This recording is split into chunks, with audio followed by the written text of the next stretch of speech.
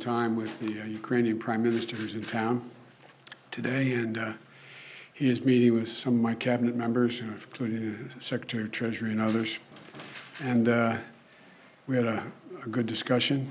I've talked about what I'm about to tell you about today, as well as he was thanking the American people for their support, understands it's significant, and we talked about keeping everyone together in terms of Europe, the European Union, and others in the effort to stop Putin's brutality. But before I head out to the West Coast, I want to quickly update the American people on the latest steps we're taking to support the people of Ukraine and to hold Putin accountable for his brutal and bloody war. Russian forces have retreated from Kyiv, leaving behind them a horrifying evidence, and you've seen it, you reported it, your folks. And by the way, I don't say this often, but I think we should give enormous credit to the folks with your agencies that are on the ground in Ukraine, in these spots, and they're really, I've spoken to several of them, we owe them. But uncovering these evidences of their atrocities and war crimes against Ukrainian people is so clear to the whole world now. Now they've launched and refocused their campaign to seize new territory in eastern Ukraine. And we're in a critical window now of time where they're going to set the stage for the next phase of this war. And the United States and our allies and partners are moving as fast as possible to continue to provide Ukraine the forces that they need, the weapons they need, the equipment they need, their forces need to defend their nation.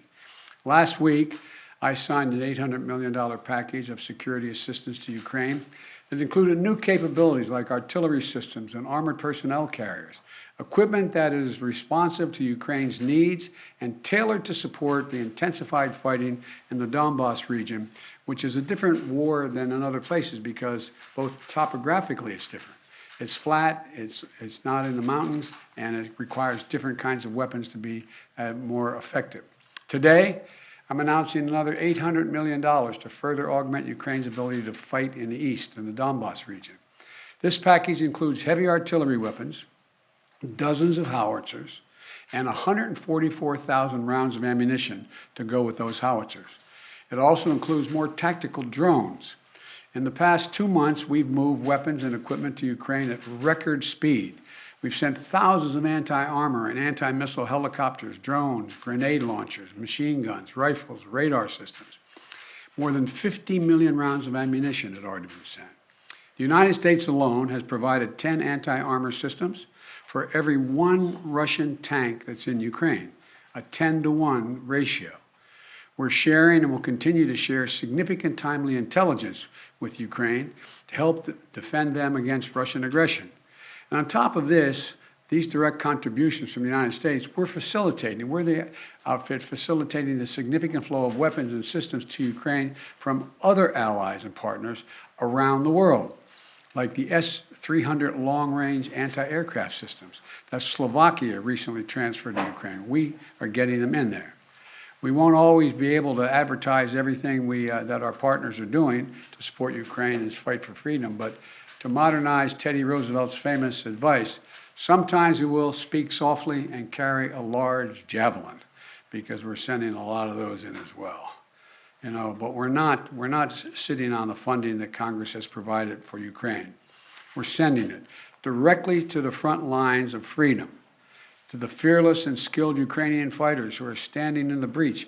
You got to admit, must be amazed at the courage of this country, the resolve that they're showing, not just their military, but the average citizen, men and women, young men, young women as well. It's, the sustained and coordinated support of the international community, led and facilitated by the United States, is a significant reason why Ukraine is able to stop Russia from taking over their country thus far. Every American taxpayer, every member of our armed forces can be proud of the fact that our country's generosity and the skill and service of our military helped arm and repel Russia's aggression in Ukraine, to beat back Putin's savagery that tried to seize Ukraine's capital and wipe out Ukraine's government. The Battle of Kyiv was a historic victory for the Ukrainians. It was a victory for freedom, won by the Ukrainian people with unprecedented assistance by the United States and our allies and our partners. Now we have to accelerate that assistance package to help prepare Ukraine for Russia's offensive that's going to be more limited in terms of geography, but not in terms of brutality. Not in terms of brutality. Combined with our recent drawdowns, it will ensure a steady flow of weapons and equipment into Ukraine over the next few weeks. However, with this latest disbursement, I've almost exhausted the drawdown authority I have that Congress authorized for Ukraine in a bipartisan spending bill last month. In order to sustain Ukraine for the duration of this fight, next week I'm going to have to be sending to Congress a supplemental budget request to keep weapons and ammunition flowing without interruption to the brave Ukrainian fighters and continue to deliver economic assistance to the Ukrainian people. My hope is, and my expectation is, Congress would move and act quickly. And I want to thank the Congress, Democrats and Republicans, for their support for the people of Ukraine.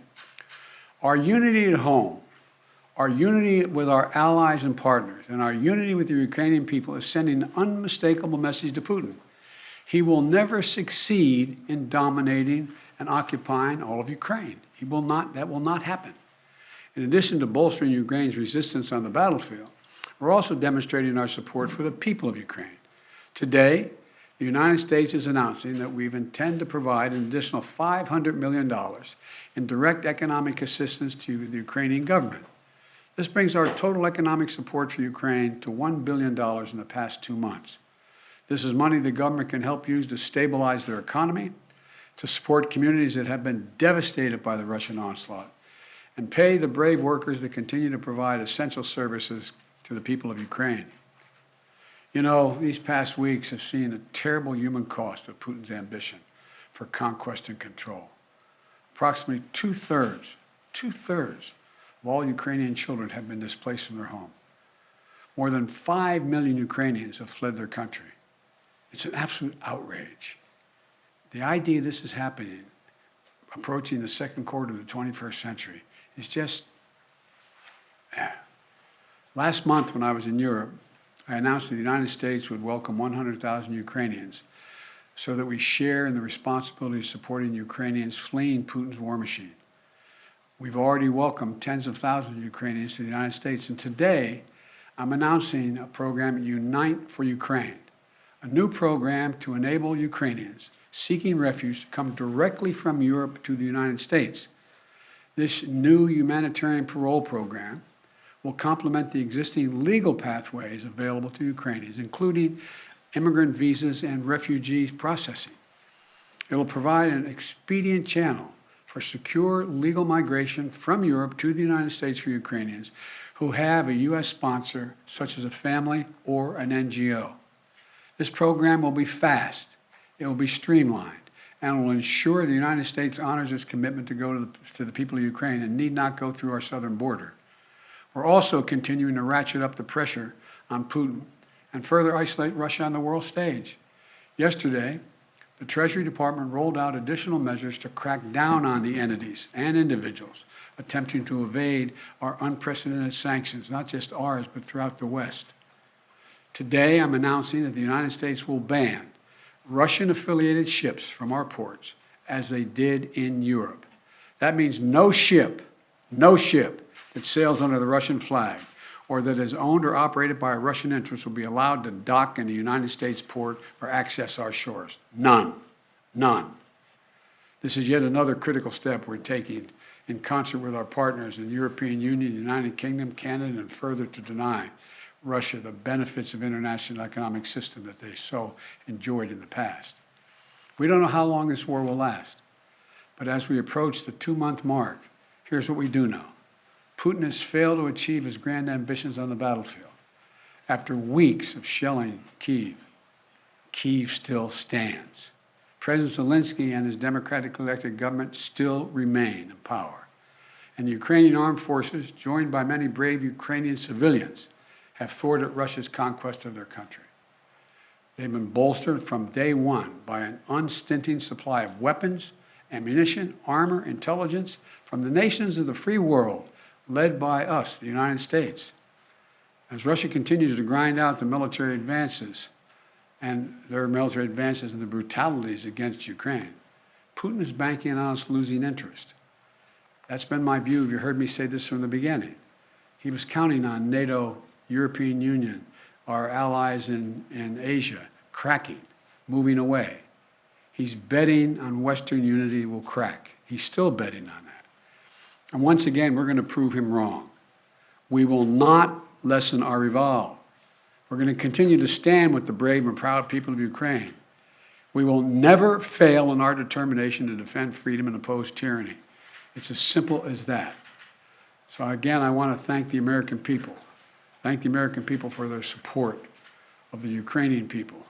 This is our responsibility, it seems to me, and we've been able to hold the whole world together in this effort. So thank you very much. Thank you. I'm going to take just one or two questions. I got a plane to catch. What does Putin claiming control over Mariupol mean? How significant is that? Well, first of all, it's questionable whether he does control Mariupol. One thing for sure we know about Mariupol, he should allow humanitarian corridors to let people on that steel mill and other places that are buried under rubble to get out, That's what any head of state would do in such a circumstance. And so there is no evidence yet that Mariupol is completely fallen. Mr. President. On Title 42, sir, are you considering delaying lifting Title 42? No, what I'm considering is continuing to hear from well, first of all, there's going to be an appeal by the Justice Department, because as a matter of principle, we want to be able to be in a position where if in fact it is strongly concluded by the scientists that we need Title 42, that we be able to do that. But there has been no decision on extending Title 42. Thank you. Mr. President, how long can the U.S. maintain the level and pace of this military support for Ukraine? Well, we have the capacity to do this for a long time. The question is, are we going to continue to maintain the support of the international community and keep the pressure on Putin to prevent him from overrunning the country, number one, and number two, make sure we continue to maintain the economic sanctions, which over time, and we're beginning to see it, are devastating their economy and their ability to move forward. So the most important thing right now is maintain the unity. So far, so good. Thank you very much. How much money are you going to ask for in the supplemental? How much money in the supplemental, The sir? answer is being decided now. I'm not asking the Defense Department to put together a head. Thank you. Thank you.